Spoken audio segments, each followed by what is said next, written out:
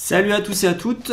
Restez Focus Volume 3. Donc j'en avais parlé un peu dans une de mes dernières vidéos. J'avais envie de faire des vidéos voilà, thématiques sur les bouquins, sur les encyclopédies, les essais, enfin voilà, les livres sur la musique et les disques que ça m'a amené à découvrir en fait et à chercher. Du coup, avant de démarrer, en fait, j'ai fait une petite sélection là de juste 2-3 bouquins là pour l'instant et quelques disques. Ça va être réparti en plusieurs séries. Voilà, je voulais vous faire un peu un état des lieux de mon rapport en fait avec les livres et les encyclopédies musicales. Donc en gros, voilà, moi je suis un enfant du pré-internet. Ma formation de goût, je l'ai fait voilà, avant qu'on ait accès à tout ce qui est pair-to-pair, échange de fichiers en ligne ou bien avant en fait les plateformes de streaming et bien avant YouTube. Du coup, c'est un truc qui est assez important en fait dans la formation de mon goût. En gros, quand Internet est arrivé et que les moyens, voilà, l'accès a été démocratisé, moi j'ai vraiment accueilli ça avec énormément de bienveillance. En fait, j'étais extrêmement content d'avoir un accès infini à ce que je cherchais. Donc j'ai beaucoup utilisé, je l'utilise encore. Par exemple, voilà, sous le SIG, je suis toujours dessus. Je cherche beaucoup aussi sur YouTube. YouTube, c'est hyper pratique quand voilà, on trouve des disques dans des bacs, on n'est pas sûr de notre coup. C'est souvent que le disque a déjà, ou au moins un morceau ou deux a été uploadé sur YouTube. Et du coup, je suis pas réfractaire en fait du tout à ça. C'est juste que j'aurais quand même tendance de manière naturelle, voilà, à aller piocher mes informations d'abord en fait dans des bouquins, dans des fanzines, des magazines, tout ce que j'ai pu garder en fait au fur et à mesure du temps, pour chercher des infos en fait sur des disques et des groupes qui m'intéressent. Et je pense que la raison principale, c'est que c'est effectivement ce moment de ma vie où j'ai fait où j'ai fait mes armes un petit peu, où j'ai commencé un peu à structurer mes goûts et aussi la manière que j'aurais de toute ma vie de rechercher ça. C'est que j'ai quand même besoin d'avoir un curateur ou une curatrice à la base.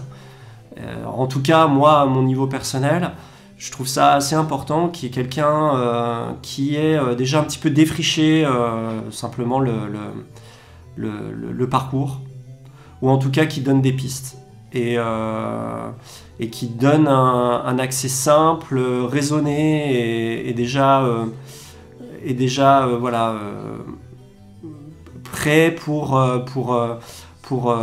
ensuite nous donner les clés pour qu'on aille un petit peu plus loin si on a envie d'aller plus loin. Et c'est un truc qui est encore important aujourd'hui pour moi, hein. Je suis constamment en train de choper les infos à droite à gauche auprès de mes amis, auprès de gens, auprès de journalistes ou auprès d'écrivains ou d'écrivaines que je mets en haute estime, on va dire. Et c'est comme ça que pour la plupart du temps je découvre des nouveaux courants musicaux ou des groupes ou des artistes.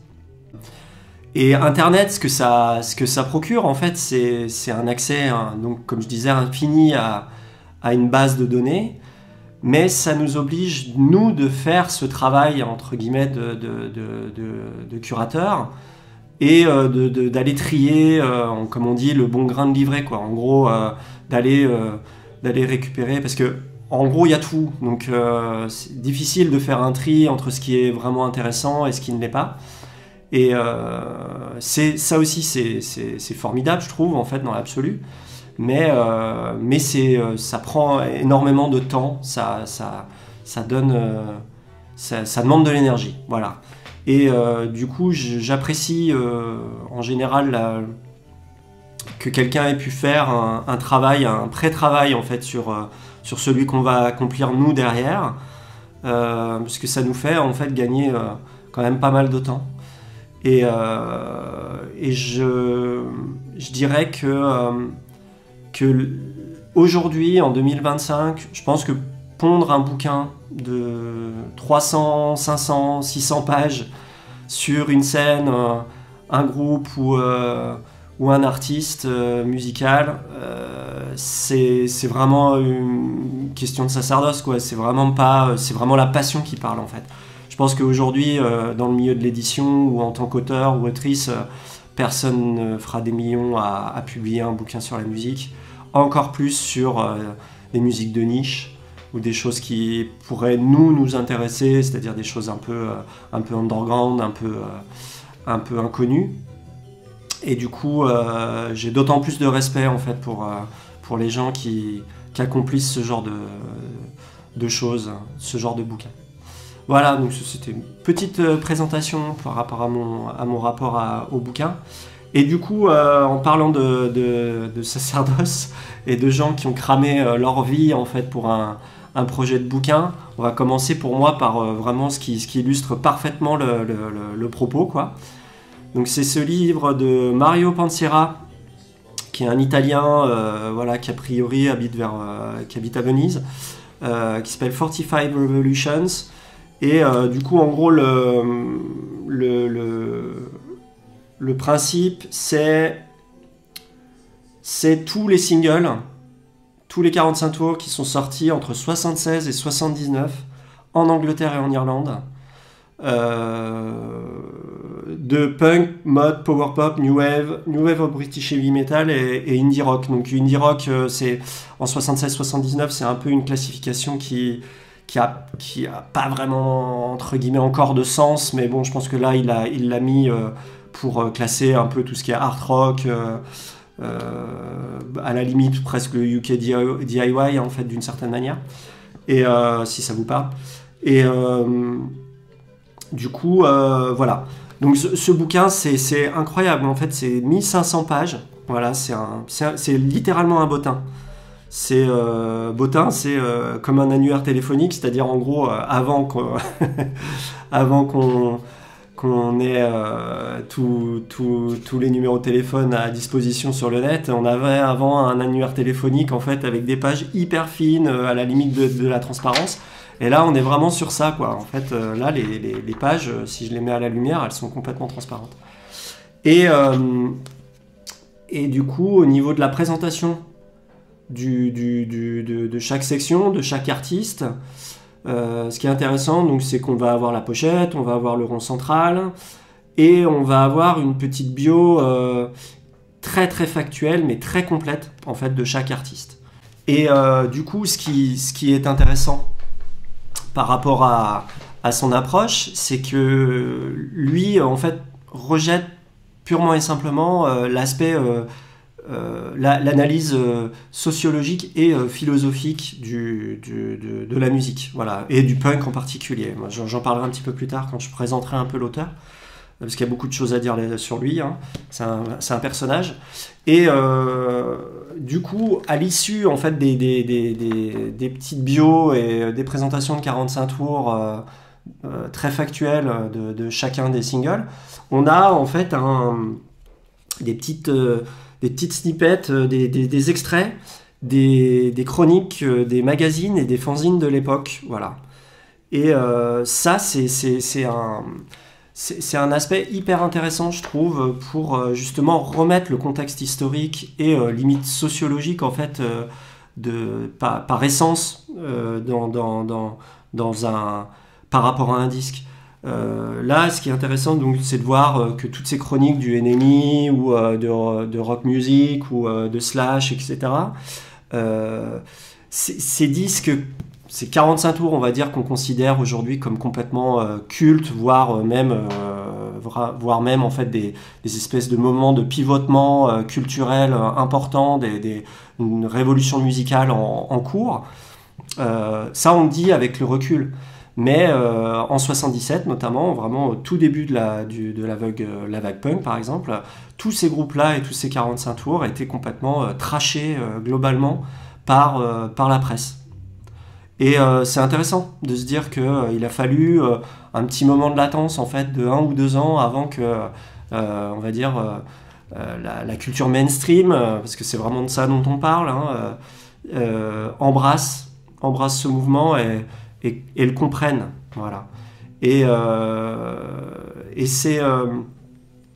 c'est quelque chose, je trouve, voilà, de mettre ces extraits de chroniques, c'est quelque chose qui est, je trouve, très important quand on a une approche assez factuelle de la classification, quoi. Quand on fait un boulot comme lui, c'est-à-dire vraiment purement de catalogue, voilà, avec vraiment que les infos importantes vis-à-vis d'un groupe et d'une sortie.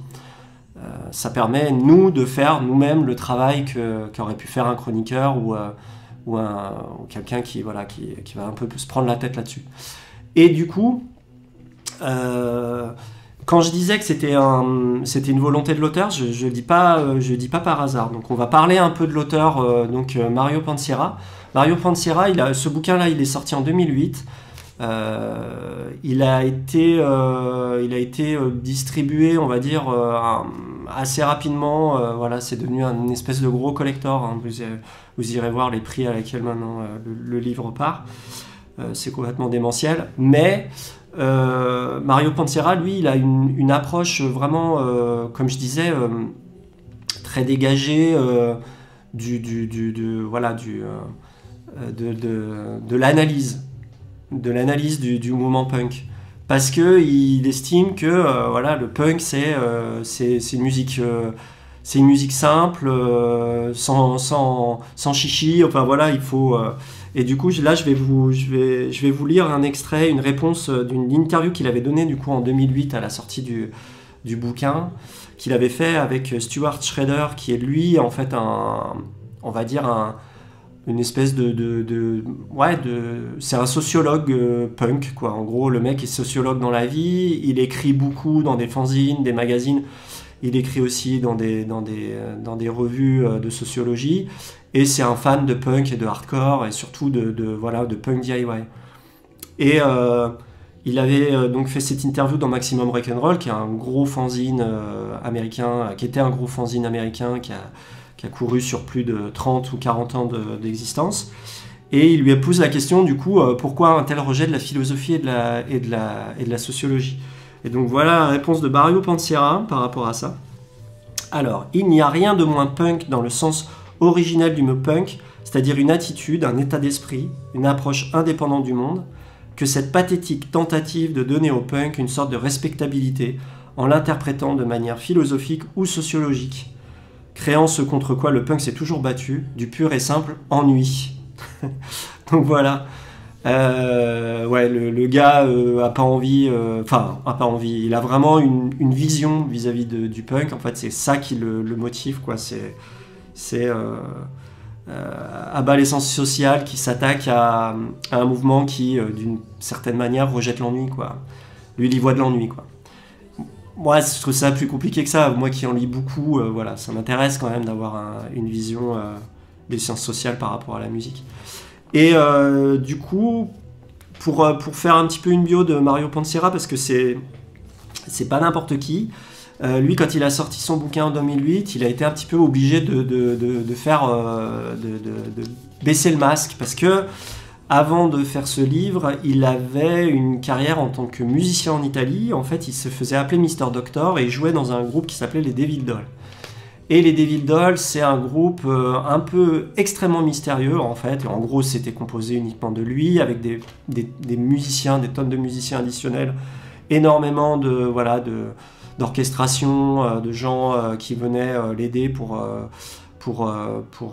exprimer sa vision artistique. Mais en fait, Mr. Doctor, donc Mario Pansierra, il a fait toute sa discographie dans les années 80-90 sous cet alias, et il a complètement il était dans le mystère total, en fait. Voilà, il ne donnait pas d'interviews, il refusait de donner des interviews, et il a eu un culte, littéralement un culte autour de lui, en fait, qui s'est créé. Et du coup, à la sortie du bouquin, comme je vous disais, il a un peu baissé le masque et il a expliqué un petit peu qui il était. Donc, a priori, c'était donc un Italien qui était né en Slovénie, qui a vécu une bonne partie de sa vie à Venise et qui est retourné. D'ailleurs, a priori, il y vit encore, mais qui pendant on va dire la période effectivement de 75 à milieu ou fin des années 80 a vécu à Londres. Voilà. Et donc il était dans l'épicentre de tous ces singles là et il a voué un culte et dès le début il avait une volonté d'archivage de tous ces 45. Et là le livre il est littéralement il est quasiment complet à 99,9% quoi. Je pense que c'est difficile de faire plus complexe que ça quoi. Il y a plus de 2000 artistes, plus de 3000 singles et plus de 5000 photos voilà, dans ce bouquin de 1600 pages quoi. Et donc pour revenir à Devil Doll, ce qui est marrant c'est de voir en fait la différence entre la musique qui l'intéresse dans cette encyclopédie-là et la musique qu'il produit lui dans sa vie. Et en fait, c'est complètement l'opposé du punk. Ce qu'il crée musicalement dans Devil Doll, c'est des morceaux d'une vingtaine de minutes, extrêmement orchestrés. C'est pas du tout du prog, hein, c'est presque un peu entre la musique d'illustration de films de la Hammer avec un côté Paul Shane. Alors je sais pas si ça vous parle, mais voilà, c'est ces espèces de figures italiennes de musique qui sont à la lisière entre le métal, la musique de film, vraiment avec une ambiance très à la Gobelin en fait. Voilà, ces groupes-là qui illustraient les films de Dario Argento. Là, pour le coup, Devil Doll, moi, ça me fait penser énormément à un groupe au début de Cradle of Filth. Voilà. Si vous aimez ou pas, voilà, on aime ou on aime. On déteste ou on aime ce groupe, hein, Cradle. Mais toujours est-il que voilà, ça m'a sauté aux oreilles en écoutant la première fois ce groupe Devil Doll. Et voilà, c'est quelque chose qui est extrêmement dans l'ambiance, avec voilà, un côté un peu gothique, mais avec des guitares quelquefois voilà, harmonisées à un peu métal quoi, voilà, limite métal. Donc ouais, c'est pas banal Devil Doll, hein. Je vous conseille d'aller y jeter une oreille, tout est sur YouTube. Et du coup, les disques que ça m'a amené à chercher, à trouver, c'était disons que l'avantage à Lyon qu'on avait par rapport à ce type de production-là, c'est que pendant des années, il y avait ce magasin qui s'appelle Bouledingue qui a malheureusement fermé ses portes, a priori temporairement, puisque là, les deux frères qui tenaient la boutique sont décédés ces dernières années. Et il donnait cette possibilité, voilà, c'était un peu un mot qui se passait entre gens qui aiment bien gratter, d'aller dans leur cave, se faire enfermer dans leur cave en fait, et puis pendant les horaires d'ouverture du magasin, ils venaient t'ouvrir le matin 5 minutes avant l'ouverture, hop, tu rentrais dans la cave, ils refermaient derrière toi et ils venaient te rechercher soit en mi-journée, soit en fin de journée, et toi t'avais voilà, prévu ton sandwich, prévu ta bouteille d'eau, et puis tu grattais. Et du coup, quand je descendais dans cette cave, c'était avant l'avènement des smartphones et du Wi-Fi, et même après que le Wi-Fi soit introduit et que j'ai eu des smartphones, là en bas on captait pas Internet quoi, dans la cave. Donc j'y allais avec mon sac et notamment ce bouquin, puisqu'il avait une sélection énorme de 45 tours. Il y avait une pièce qui était complètement remplie de 45 tours non classés, avec des tonnes de choses complètement inconnues au bataillon, et notamment beaucoup de production anglaise, voilà. Alors j'ai trouvé du Scritti Politti, voilà, vous voyez des choses comme ça, beaucoup de UK DIY, beaucoup de disques qui étaient vraiment produits avec des tampons sans pochette, avec des feuilles repliées, voilà, des trucs comme Desperate Bicycle. Bon, je ne l'ai pas trouvé dans la... Voilà, mais c'est pour vous donner un nom pour... Et aussi des petites obscurités, des disques en fait qui sont absolument pas chers, pas connus, mais voilà, moi que j'aime beaucoup par leur petit côté. Voilà, c'est des espèces d'éphéméras d'une époque. Là, The Snotty Lumps, donc ça c'est le nom de la façade, la Geek Pop's Jacket. C'est vraiment, on voit le groupe de pub rock en fait qui s'est mis un petit peu dans la vague punk en 77. Là, le 45 tours est sorti en 77. Et c'est limite un 45 tours d'exploitation, quoi. Et ce qui est rigolo, bah, on voit que le mec a encore les cheveux longs, il est un peu encore looké, vaguement glam. Il y a la référence à Iggy Pop, qui fait forcément penser à ces gens qui se sont pris un peu les Stooges dans la tronche et qui s'en sont pas remis, quoi, et qui ont coupé les cheveux et qui ont rajouté de la disto et de la fuzz sur leur guitare. Et voilà, c'est le genre de petites trouvailles que j'ai chopé dans la cave de Bouldingue. Voilà, grâce à ce bouquin. Voilà. Si j'avais pas eu le bouquin, je n'aurais pas chopé ça, ou alors ça, là, voilà. Ça, c'est encore une obscurité. La façade, c'est vaguement une espèce de divo un peu faiblard, on va dire. Et la face B qui s'appelle Future Fun, je crois. Ouais, c'est ça, Future Fun, qui est un live avec un super son. C'est vraiment un pur morceau de mods power pop punkisant, on va dire, que je mettais dans absolument toutes mes mixtapes début 2000. C'était vraiment l'impondérable de mes mixtapes à un moment.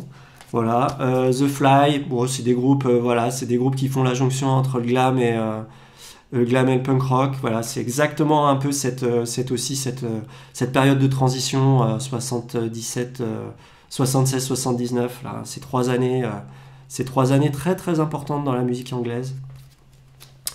Et puis The Models. The Models, c'est marrant parce que ce 45 tours, ça va être 77. Ça va vraiment être en plein dans la vague punk.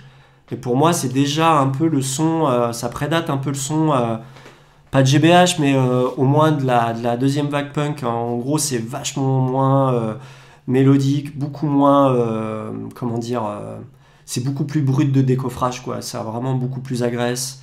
On sent que on sent les prols là, un peu derrière, un peu le truc qui envoie un peu, quoi. Et du coup, je vais vous parler du deuxième bouquin. C'est un peu en fait, c'est un peu une transition. En gros, on revient un petit peu en arrière dans la chronologie. C'est un bouquin sur donc, le glam, le protopunk et le bubblegum. Donc c'est entre 70 et 76. Donc ça fait vraiment la jonction. C'est vraiment la période avant justement le bouquin que j'ai montré avant, là, de 45 Evolutions.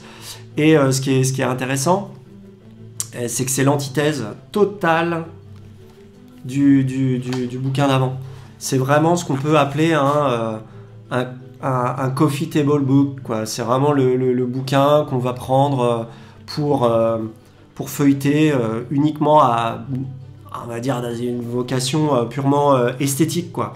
Puisque c'est que des repros, des pochettes européennes de singles de glam de l'époque et de protopunk. Alors, ça pourrait être que ça, mais il y a quand même quelques interviews au milieu d'artistes un peu majeurs, on va dire, de la scène glam de l'époque.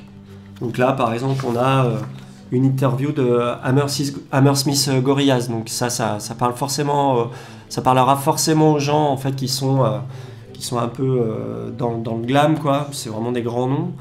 Et c'est des interviews hyper intéressantes, hyper poussées. Ça dure 3 pages, mais on a vraiment beaucoup d'infos sur le groupe. C'est vraiment bien fait, bien foutu. Et il y avait notamment donc cette interview de The Juke que je ne connaissais pas à l'époque quand le livre est sorti. Et Et en fait, ce qui m'a tapé dans l'œil, c'est vraiment la photo. Puisque par rapport aux autres groupes de l'époque glam, ils ont vraiment un look, si vous voyez, c'est vraiment le look skin, le look casual, purement voilà, haute survette, les cheveux courts, avec un côté vraiment le lad classique que tu devais voir traîner dans le pub du coin. Et c'est exactement ça, en fait, musicalement, ce que c'est The Juke. En gros, pour vous dire, c'est, je crois, des gens qui venaient de John's Children, qui était un groupe de pop garage 60s anglais, et qui se sont mis, voilà, tout début 70 à faire une musique un tout petit peu plus glam. Mais ouais, avec leur côté un peu plus prol, quoi, un peu moins mélodique, un peu moins baroque que les autres, quoi.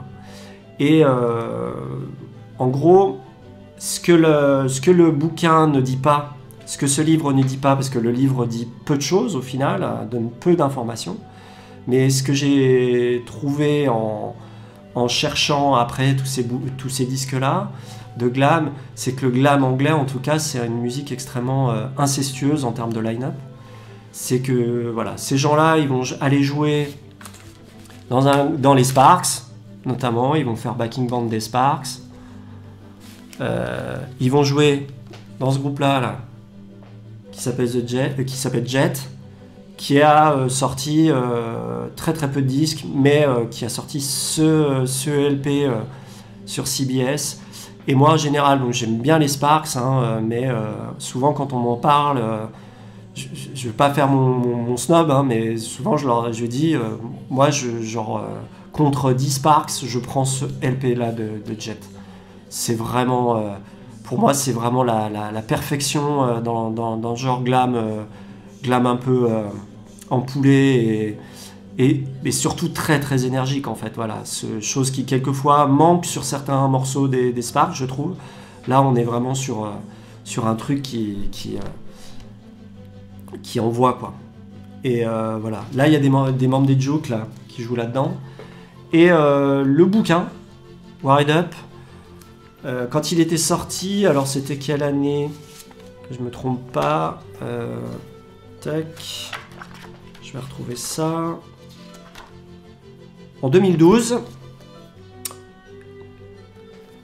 si on l'avait précommandé, on va dire assez tôt, on avait le droit avec un 45 tours en cadeau. 45 tours d'un groupe que je connaissais absolument pas à l'époque, qui s'appelait Hector en fait, et qui est un groupe proto-punk glam. Alors pour le coup, eux vraiment ont un look complètement glam. Voilà, ils étaient habillés comme des espèces de Huckleberry Field, voilà, des écoliers avec des grandes chaussettes. En gros, ils étaient habillés exactement comme le personnage qu'on voit sur la pochette. Et ce 45 tours, là, Wired Up, qui a donné donc le nom au bouquin, c'est un brûlot vraiment de glam avec une grosse guitare fuzz, une énergie de dingue et tout. Et voilà, quand je faisais pas mal de DJ sets punk, glam, rock'n'roll fut un temps, c'était vraiment voilà, un disque que je passais constamment et qui cartonnait à chaque fois, quoi. Et du coup, ce 45 tours, là, l'original et même cette repro là, maintenant elle est assez rare à trouver. Mais rassurez-vous, il y a quelques années, il n'y a pas si longtemps, je pense qu'il y a 3-4 ans, désolé, j'enlève pas le film plastique, c'est un peu chiant, sur Radiation Record, en fait, voilà, il y a une espèce de complète discographie.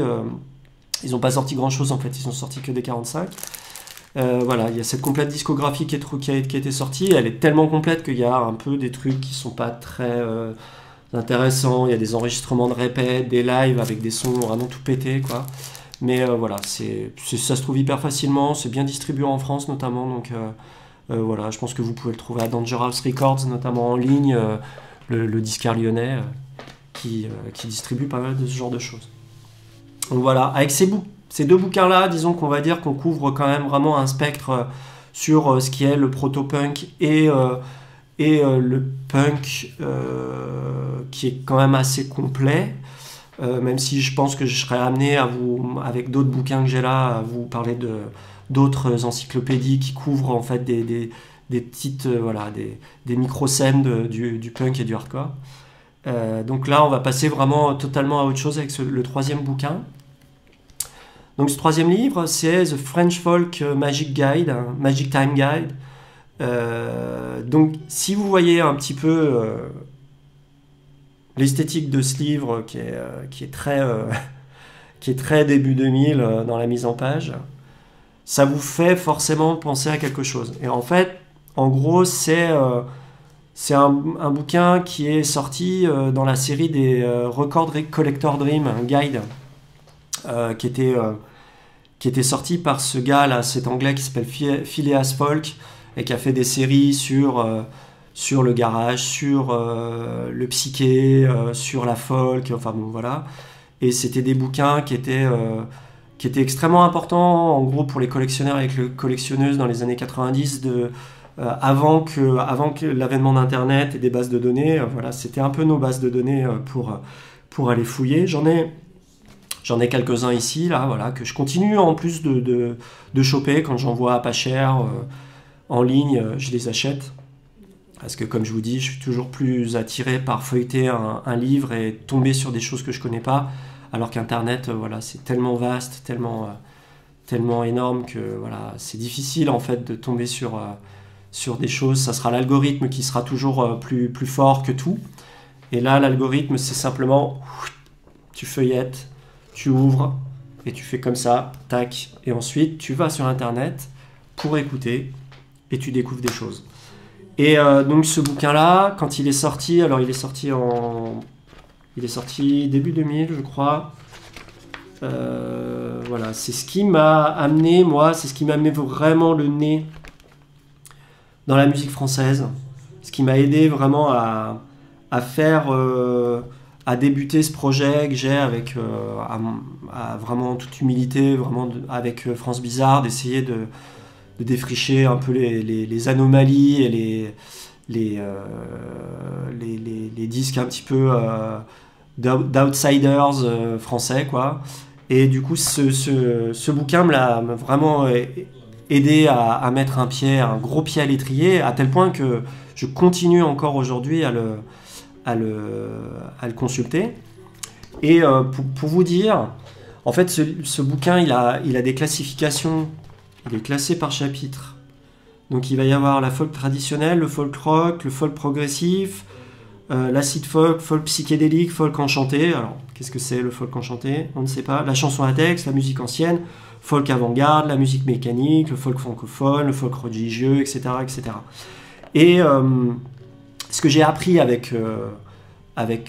en utilisant en fait ce bouquin avec les années passant, c'est que c'est une classification qui a vraiment qui est extrêmement comment dire, dont l'auteur qui est un petit peu mystérieux, on ne sait pas qui vraiment est derrière ce livre, voilà, il a un alias, je ne sais plus comment il s'appelle, c'est peut-être même un travail collectif en fait entre collectionneurs de folk français, et toujours est-il que on a des classifications. Moi, il y a des choses qui sont classées dans folk traditionnel que je mettrais dans acid folk, et réciproquement, quoi. Et ça, c'est seulement après des années de Chine, des années de trouver ces disques, de les prendre, de les choper parce qu'ils étaient à 1 euro dans les bacs et tout, et de rentrer chez moi et de me prendre une grosse baffe, et de me rendre compte qu'en fait, voilà, c'était plus compliqué que ça, voilà. Et ça, c'est vraiment parce que derrière, il y a une personne, il y a quelqu'un qui a fait un boulot de recherche, de classification, et que c'est sa vision en fait du truc, voilà. Lui, il a peut-être une vision précise de ce que c'est que le folk, l'acid folk, et il va pas voir il va pas entendre de l'acid folk dans un truc où toi tu en entends en fait, tout simplement.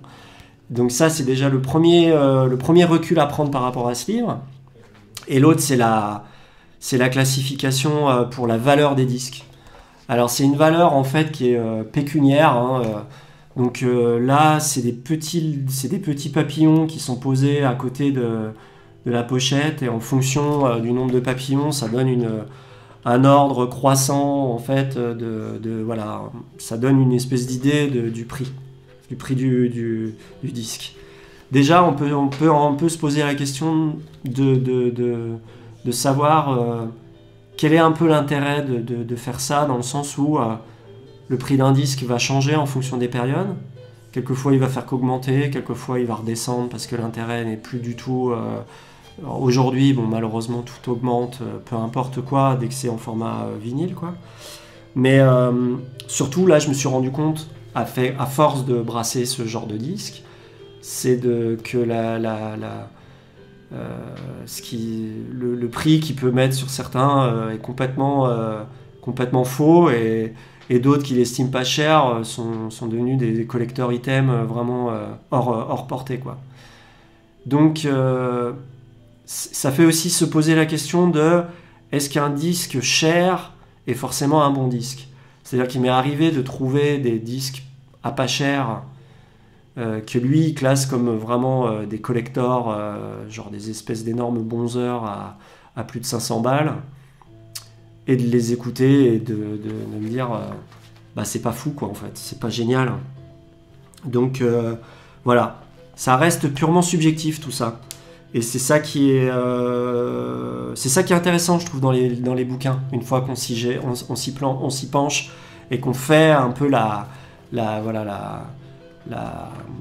recherche. Et là, par exemple, j'ouvre là, mais il y a cet artiste là, Claire, que j'adore, et qui, voilà, là, il y a un papillon, et c'est vrai que ces disques sont encore à elle, vous les trouvez à 5 balles, quoi, de partout, et ça vaut le coup de les prendre, hein. C'est vraiment de la chanson française classique, mais avec des textes engagés, hyper bien chantés, vraiment, c'est vraiment une espèce d'instantané, vraiment de la musique des années 70 en France, qui moi, me passionne, personnellement. Du coup, pour passer au disque, parce que là j'ai déjà fait quasiment 40 minutes, au disque que ça m'a amené à découvrir par le biais de ce bouquin, c'est que je vais, pour faire un peu la mouche du coche, je vais dire, je vais vous parler d'un disque qui pourrait presque ne pas être considéré comme un disque français, en fait, puisque c'est de la musique arménienne, c'est de la folk arménienne, qui est fait par ce duo là, donc sous le nom de Artar. Et en fait, c'était un duo arménien de Harut Bezdijan et Viken Tarpignan, et du coup Artar, c'est les débuts de leurs noms respectifs, qui ont sorti ce disque en 78, autoproduit, quoi. C'est eux qui l'ont sorti.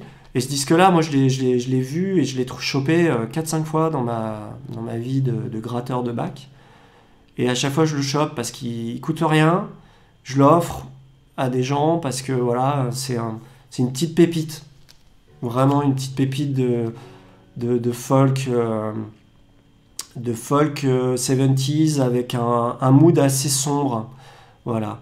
On a vraiment les marqueurs aussi de la musique folklorique arménienne, d'une certaine manière. Et du coup, on a ce côté voilà, de la musique arménienne qui est quand même assez... pas mélancolique, quoi, pas triste, mais mélancolique. Et voilà, et là on est sur une production, voilà, ces deux Arméniens de la diaspora arménienne habitaient à Paris, voilà. Et du coup ce disque a été enregistré à Paris, c'est la raison pour laquelle il est dans le bouquin. Et il y a un mélange entre ouais, de la folk 70s presque américaine, presque West Coast, et de la musique arménienne, quoi. Et du coup, si vous avez l'occasion de tomber dessus, si vous voyez, souvent il est en très mauvais état. C'est marrant, je pense que le pressage a dû choper un dégât des eaux complet, parce que littéralement les 5 copies que j'ai pu trouver étaient détruites par l'eau. Voilà. Mais les disques en général en très bon état à l'intérieur. Et je vous conseille vraiment de le chercher et de le choper si vous le voyez. Et ensuite, on va finir par une production locale. Voilà, Alain Koulas, autre disque que je trouve assez régulièrement, puisque c'est un disque lyonnais. Alain Koulas, donc c'est un chanteur des années 70. Là, cet album-là, il est sorti en 79. Et ce disque est hyper intéressant pour le premier morceau, qui s'appelle Évolution, qui est un morceau d'une dizaine de minutes, voire presque 20 minutes, je pense. vraiment une espèce de freak out avec beaucoup de percussions et des grosses guitares un peu fuzzées, avec lui qui déclame en fait un espèce de texte vaguement marxiste par-dessus. Et la petite spécificité du coup de Alain Coulas, c'est que j'ai découvert ce disque par le biais du bouquin de Phileas Folk, et parce que la pochette me tapait dans l'œil. Ensuite, j'ai vu que c'était une production locale. Ensuite, en allant chercher régulièrement dans les bacs à Lyon, bah, je l'ai vu, je l'ai trouvé plusieurs fois. Et ensuite, j'ai contacté le Alain Coulas, parce qu'il est toujours vivant. J'ai jamais eu de réponse de sa part, pour me rendre compte, en fait, en faisant des recherches plus approfondies, que ce gars-là, ça a eu été, dans les années 80, 90 et 2000, le plus gros entrepreneur de la région Rhône-Alpes. Et il a même reçu des médailles dans les années 2010 de la part de Vauquier en tant que chef d'entreprise. Voilà. En fait, il a fait fortune, le gars, dans la conception de jingles et de messages téléphoniques pour les entreprises. Voilà. Et c'est d'autant plus drôle que voilà, il a quand même sorti 2 disques dans les années 70 purement et simplement de musique réaliste contestataire, vraiment à la limite un peu anard, quoi. C'est une espèce de Ferret lyonnais un peu cheap, quoi, mais pas dénué d'intérêt. Et du coup, je peux pas m'empêcher, pour la vidéo, j'ai fait une recherche de ce qu'il devenait, en fait, très récemment. Et je peux pas m'empêcher de vous dire ce qui est devenu le pauvre Alain Coulas. Enfin, le pauvre. Je suis tombé sur un article du Progrès là, qui parle de bilan présenté pas sincère, enrichissement personnel, faute de gestion, manœuvre commerciale litigieuse et même abus de bien social. Le jugement du tribunal de commerce d'Aix-en-Provence est cinglant à l'encontre d'Alain Coulas, connu à Lyon pour être le patron d'ATS Studio, donc c'est le studio qu'il a fait pour créer tous ces jingles et avec lequel il a fait fortune. Donc studio qui comprend 100 collaborateurs et 11,6 millions d'euros de chiffre d'affaires en 2023. Il se présente comme le numéro 1 français de l'accueil téléphonique. Le dirigeant lyonnais est condamné à une interdiction de gérer pendant 15 ans. Donc voilà, pauvre Alain. Du coup, c'est vraiment, pour terminer la vidéo, c'est vraiment le signe que quand on va un peu loin et qu'on gratte, on va dire, dans l'histoire de certains disques et de certains artistes, on trouve souvent beaucoup plus que la musique elle-même. Et ça, c'est vraiment l'exemple parfait pour ça. Et je trouve ça assez génial hein, d'avoir cette espèce de disparité entre sa production culturelle, enfin sa production discographique et ce qu'il est devenu, quoi. Voilà. Bon, et ben voilà, j'espère que cette vidéo vous aura plu. En l'occurrence, pour être totalement transparent avec vous, c'est la 4e fois que je la fais cette semaine, puisque j'ai eu 3 problèmes techniques sur les précédentes tentatives. Donc désolé si c'est un peu décousu, brouillon, un peu pénible à écouter, mais là c'était la 4e fois que je me faisais ces 45 minutes de présentation. N'hésitez pas à me dire dans les commentaires si le format vous plaît et si je continue voilà, à vous présenter des bouquins et des disques qui en découlent. Et puis en tout cas, dans tous les cas, voilà, laissez-moi des commentaires, des critiques positives, négatives, voilà, je répondrai toujours. Et restez focus en tout cas, et surtout, restez bizarre.